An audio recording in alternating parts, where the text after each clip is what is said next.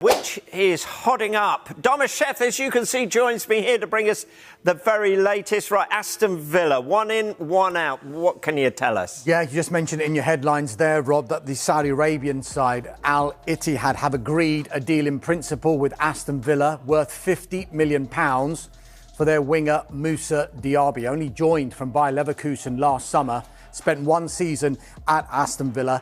And we understand that the player himself is now getting ready to fly to Saudi Arabia for a medical and to finalise that deal once he's given full permission by Aston Villa to do so. And we do know that when players move to Saudi Arabia, we hear about the big wages that they may be able to get when they go to Saudi Arabia. Once completed, he's expected to sign a contract until 2029. And Sky Germany are reporting that the gross salary will be almost £20 million per year. So not a bad deal if you can get it. And I just wonder, just adding on to that, whether Jadon Philogene, when he had talks with Aston Villa, when they wanted to bring him back after they had matched Ipswich Town's £18 million offer, whether they were telling him, look, Moussa Diaby could be going, so don't be worried that you might not be getting the first team football that you want.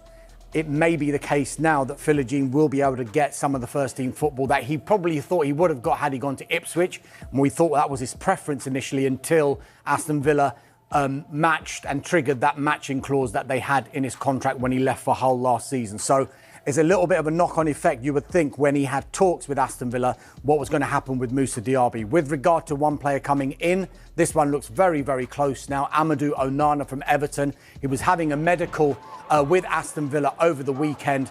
That deal is worth £50 million, and he'll be alongside Yuri Tillemans in the midfield at Aston Villa, his Belgium international teammate. So plenty going on earlier on in this window in Aston Villa, and lots going on this week as well.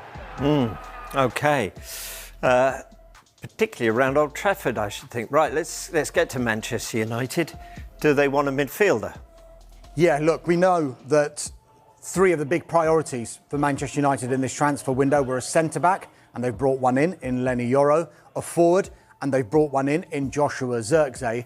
Midfield was another area we think that they wanted to strengthen. Now, we do know that dialogue is open with Paris Saint-Germain over Manuel Ugarte.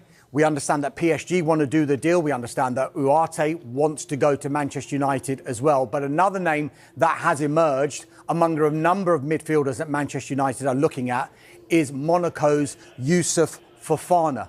Now, this might be a better deal financially for United because we think that PSG might want in the region of 70 million euros for Ugarte, whereas Fofana's only got 1 year left on his contract at Monaco, and he would probably fetch around 30 million pounds. So there's a big difference in the pricing for those 2 midfielders.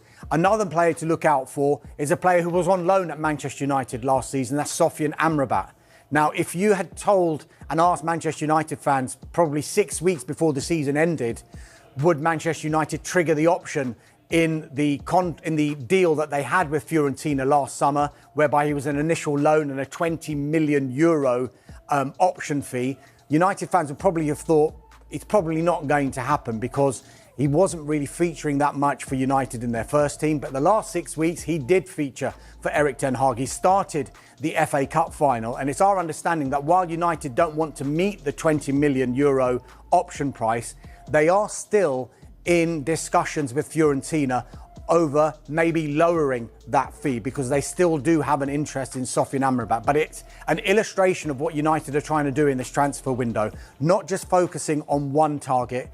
They are looking at a number of targets that fit the kind of profile of player that they want, and then they will go for the one that not only fits the profile but fits the financial restraints that Manchester United might have at this point.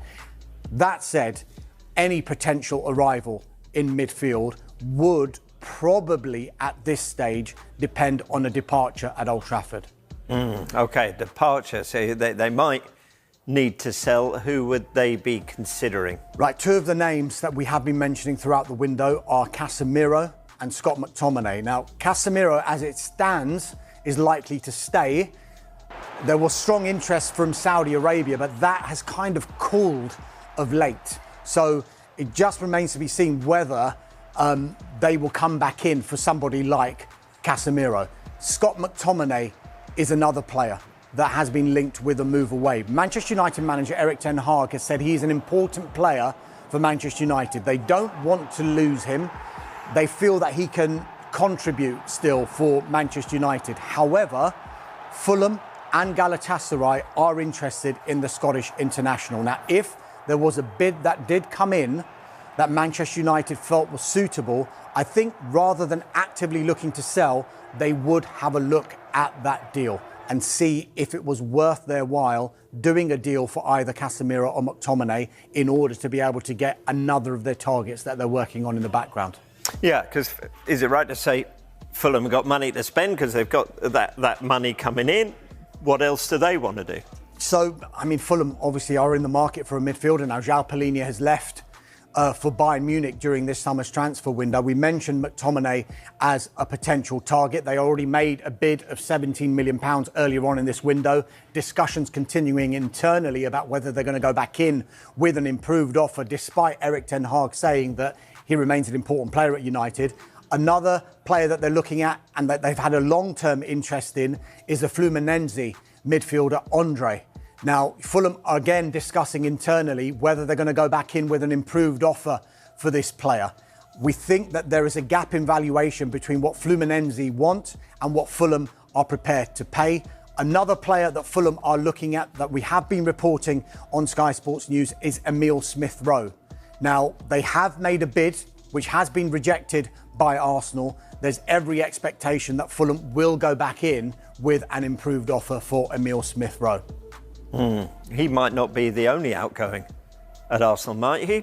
Tell us what the talk is. During the summer transfer window, especially with these big clubs when they go on pre-season tours, we always look at what the squad makeup is when they go on this tour. Now, Emile Smith-Rowe, Reiss Nelson and Eddie Nketiah have all gone to the United States of America with Arsenal. They're all part of that squad. We do know that Emile Smith-Rowe is a subject of interest from Fulham and Crystal Palace. Bids rejected by Arsenal from both of those clubs. Reiss Nelson, there was interest in him from West Ham United, and we've been saying throughout this window he wants to assess all of his options because his primary motivation, rather like Emile Smith-Rowe, is first-team football. And then there's a case of Eddie Nketiah. He's only recently signed a new long-term contract at Arsenal, but his game time has been really limited at the Emirates. Not only because he's got players like Gabriel Jesus in front of him, but he's seen the formation change slightly at Arsenal. Mikel Arteta has decided to play the likes of Leandro Trossard and Kai Havertz in that false nine. We do understand that Marseille are very keen on Eddie Nketiah. We're just waiting to see whether the talks that they're having with Arsenal will culminate in a formal bid. And once that happens, then we might see something with Eddie Nketiah accelerate. But at the moment, all three of those players, as I mentioned, are with Arsenal in the United States on their pre-season tour. OK, one player isn't with Arsenal, but they want to be, is Calafiore. What's the latest on their pursuit of him? Yeah, so this one looks close now. Arsenal are finalising a deal with Bologna. We think that the deal is worth around €50 million. That's what Bologna were holding out for, only because two reasons. One, he's a quality player. He showed he was a quality player during the Euros when he started all three of Italy's group games, was suspended for the last 16 game against Switzerland, which they lost. I'm not saying that was the reason that they lost, but he was obviously a key player for them. So on that side of it, everything looks good. And the personal terms aren't expected to be a problem. Calafiore desperately wants to go to Arsenal. And that's been illustrated by, went a bit quiet in the last couple of weeks. We were reporting quite strongly about Calafiore and Arsenal earlier on in the month. Last couple of weeks it went a little bit quiet. And we understand that a club in the Premier League, Juventus and Real Madrid, all wanted to sign Calafiore. However, Calafiore, his heart is set on Arsenal. He said he only wanted Arsenal and nobody else. He had given Arsenal his word that that would happen.